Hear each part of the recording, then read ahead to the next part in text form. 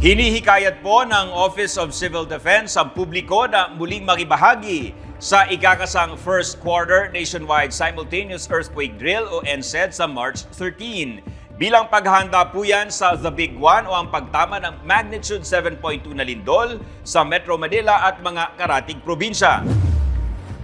Ang NCED sa pangunguna ng Office of Civil Defense ay isang pagsasanay na isinasagawa 4 na beses sa isang taon upang paigtingin ang kapasidad ng pambansa at mga lokal na Disaster Risk Reduction and Management Council sa paghahanda at pagtugon sa oras ng kalamidad at sakuna.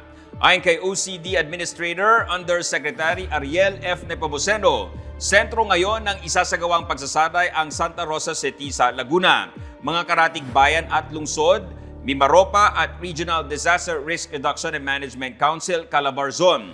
Lalahok ang iba't ibang stakeholders na ayon kay Nepomuceno ay isang inclusive approach o sama-samang pagsisikap ng lahat ng sektor pagdating sa disaster management.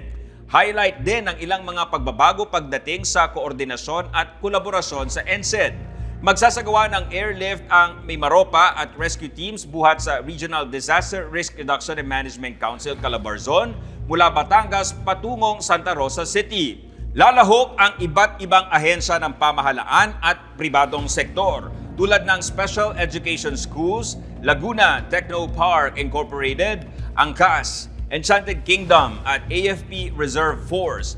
Ayon pa kay Yusek Nepomuceno, asahan din ang iba't ibang senaryo gaya ng jailbreak, evacuation ng mga mag-aaral na may learning difficulties, aerial damage assessment and needs analysis o DANA, hazardous materials o hazmat response, at collapse structure search and rescue o CSSR. Magbibigay din ang angkas ng communication support at first aid response, habang ang lokal na pamahalaan ng Binyan ay magbibigay ng response support.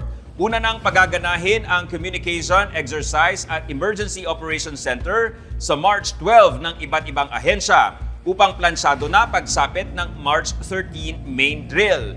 Ayon pa kay Yusek Nepomuceno, hindi lang ipapakita sa NCED ngayong taon ang kahandaan sa anumang kalamidad, kundi mas titingkad pa ang kolaborasyon ng pamahalaan at pribadong sektor at komunidad sa pagpapabuti ng responsive disaster management framework sakaling tumama ang The Big One. Alinsunod po sa utos ng ating Pangulong Ferdinand Marcos Jr. na pagdating sa sakuna, whole of government approach po dapat, inimbitahan na po natin ang iba't ibang sangay at ahensya ng ating pamahalaan, kagaya po ng DOH, DSWD, BFP, at nang sa ganun po, pag-conduct po natin itong earthquake drill natin, ay sila po ay maobserbahan nila ang kanilang mga hanay, at yung kanila naman po mga evaluators ay makikita po kung meron pa pong mga lapses at may mga bagay pa pong kailangan pa nating pag-ibayuhin or kailangan pa nating punan pagdating sa pagtugon po sa sakuna. Marami pong mga pribadong sektor ang nagpahiwatig ng kanilang kagustuhang lumahok sa ating earthquake drill. Yung ilan po dito ay mga logistics sector, yung iba po dito ay nasa ating mga transport sector. At nang sa ganun po, pati po yung koordinasyon natin sa ating mga private sector ay pag-ibayo rin po natin sa paghahanda sa ating mga posibleng sakuna. Pati na rin po yung ating mga reserve forces sa ating armed forces, lalahok din po sa ating earthquake drill. Marami din pong mahalagang bagay na pwede natin gawin bago pa man po maganap ang lindol. Yung pagpaplano sa ating pamilya, kung saan po tayo pupunta kung sakaling maganap ang lindol.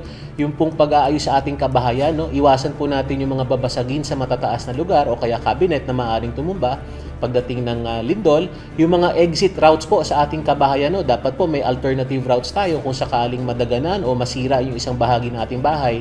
At syempre naman po, during ng lindol, wag po natin kakalimutan yung ating very basic duck, cover at hold. Habang nagaganap po ang lindol, intayin po nating tumigil po yung pag-uga bago po tayo lumabas at pumunta sa mga evacuation center or sites. Mula po sa Office of Civil Defense, inaanyayahan po natin ang lahat na makiisa sa drill na ito. Atin pong pinapaalahanan ang publiko na lahat po, ang kahandaan po ay makaliligtas ng buhay. Sana po ay magtulungan tayo para sa isang ligtas at handang bagong Pilipinas po.